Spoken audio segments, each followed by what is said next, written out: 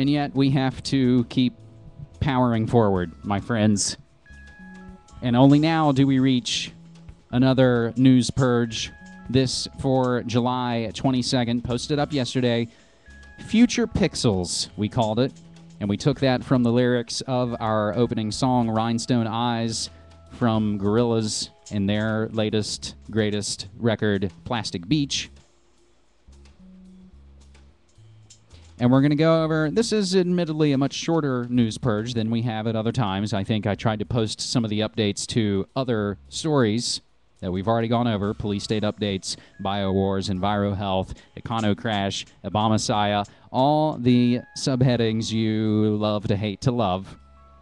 We're going to go over murder and mayhem and media and memes and holy hexes and history mystery, and we're going to start on this 722 news purge, Future Pixels, with geopolitics, with another viral, amazing bit of work in the information war from my man James Corbett at CorbettReport.com. Leaked G20 documents show carbon taxes still high on the globalist agenda. This posted up just yesterday, the 22nd of July, 2010, on CorbettReport.com. This week, Corbett Report was sent documents purported to be the notes of an attendee of the recent Toronto G20 meeting. The documents, if genuine, show that the recent meeting once again gave the G20 a chance to discuss global government as an answer to the ongoing economic meltdown, problem reaction solution, and reaffirm that carbon taxes are high on the globalist priority list. The notes were obtained from a source inside a South African bank whose CEO was a confirmed attendee of the Toronto G20 meeting. According to the source, they are most likely notes from a feedback session between the CEO and bank officials upon the CEO's return from the conference. Again, putting the lie to their always ridiculous notion that, oh, we don't make policy at these secret, closed-door, elitist, globalist meetings like the G20 or Bilderberg, but they do. The scans are put up as PNG files individually or put all together in a PDF from CorbettReport.com. And we'll further read that, according to these documents, the delegates concluded that a process of fiscal consolidation would be the key solution to the crisis, involving country-specific ideas with central coordination, presumably by the G20 itself. Although the delegates evidently discussed the need to address the sovereign debt crisis through cutting expenses and not through increased taxes, that statement is immediately followed in this attendee's notes by the idea of introducing carbon taxes. The idea of funding a nascent global governmental structure through the introduction of carbon taxes is by no means a new one, having already been proposed as a funding mechanism for a North American Union, or North American Community, as the CFR likes to call it. But that links back to a secret meeting in Banff, Canada in 2006 of the Security and Prosperity Partnership. Perhaps not coincidentally, the idea was last floated in the G20 finance ministers meeting in Scotland last year. In leaked documents from that meeting, it was revealed that attendees had seriously discussed the possibility of using a carbon tax to fund an international financial body which would supposedly be entrusted to look after climate adaptation and mitigation programs. Climate adaptation and mitigation programs. This all ties in with geoengineering. More on that from episode 138 from CorbettReport.com. So again, the article is there. The documents are there. PDFs linked up for you. Leaked G20 documents show carbon tax high, still very high on globalist agenda. And ultimately, even if you believe in man-made global warming, what is paying a carbon indulgence to central international banksters like the Rockefellers, like JP Morgan, like Goldman Sachs, like Al Gore, just like Chertoff running around fear-mongering while he's selling the naked body scanners in the airports that he, of course, has a financial interest in.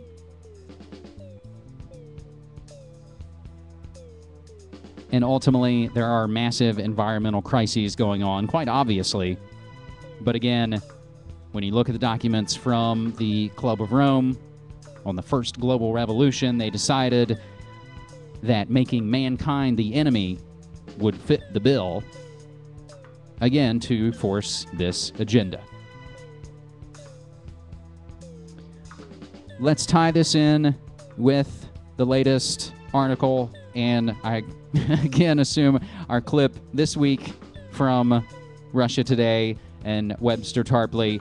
This on tarpley.net. The article: China surpasses U.S. in energy consumption, while the Malthusian crackpots of the Obama regime fiddle with cap and trade. Do all those things sound familiar? Why, yes, they should. Dead on arrival, the climate change bill is stripped of almost all of its major components, with Democratic lawmakers in the U.S. Senate saying they just don't have the votes. So what's next for the future of clean energy? Here to discuss is author and investigative journalist Webster Tarpley. Mr. Tarpley, as always, let's talk about this bill. 3:30 this afternoon, they just announced basically everything, cap and trade, all of the major components that people were looking forward to seeing from these environmental groups. This is not in here. What do you think is happening? Well, the average person was not looking forward to this if they knew anything about it, because it amounts to a tax of about $1 trillion on productive activity. Anybody who needs oil or gasoline for heating or for driving a car, running a tractor, transporting goods, running a railway. $1 trillion on that. So this is an idea that appeals to rich elitists, like somebody like Senator Kerry, right? He's the sponsor. It's Kerry Lieberman. And if we could pronounce this dead and drive a stake through its heart, that would be a great thing, but I'm afraid not. Majority Leader Harry Reid said the realities of the Senate calendar and the mood of Congress before elections were sort of the main reasons why they weren't able to get the votes. Right, and also that there's a popular revulsion against this thing, because the whole global warming theory, which it's based on, is now widely discredited because of these charlatans and quackademics who were exchanging those emails. Let me just point out, though, the period of maximum danger is November, December of this year. That's the period of the lame ducks. We could say the period of the dead souls, not the dead souls of Gogol, but the dead souls of the Democratic Party, because there are going to be 30 or 40 or maybe 50 Democratic congressmen who have lost their seats. They've been repudiated by the public. They're going to be looking either to Wall Street to become a director, to become a consultant. They're going to be looking for patronage jobs in the Obama administration. And the strategy of this Obama regime is to bring in a cartload of horrendous legislation and try again in November and December to ram that through, using the votes of these people who have nothing left to lose. I will say, though, the Majority Leader included, a lot of these senators have said, we're just going to try for this in the next Congress. Nobody's saying anything about trying. Watch out. Watch out, indeed. They can get us to invest all our energy on one kind of specific fight, and we maybe win that battle. But again, they have the deep pockets and the revolving door connections, as we just mentioned there, to keep fighting and to keep ultimately, through attrition, pushing their agenda through. Let's go down the rest of the geopolitics. Ahmadinejad, always one to turn heads in the latest boogie against the axis of evil Iran, where he notes that the U.S. is behind terror attacks. And unfortunately, that statement's true.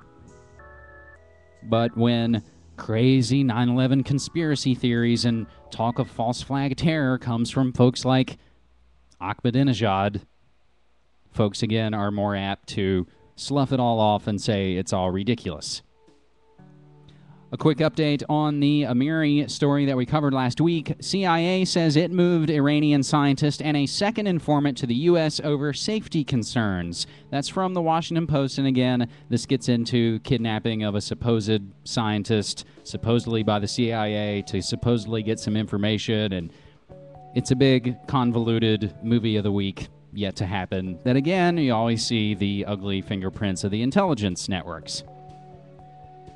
But the last couple of notes, and again, we can see this on the front of breaking news right now on this July 23rd. U.S. stealth jets and carrier to send a signal to North Korea. That's from Danger Room. And from Business Week, Hillary and Gates plan Korea DMZ visit, and the carriers are arriving for Operation Invincible Spirit. Yes, we're putting on military war games in the middle of this powder keg, and we can see on the top of Google News that North Korea is threatening a physical response.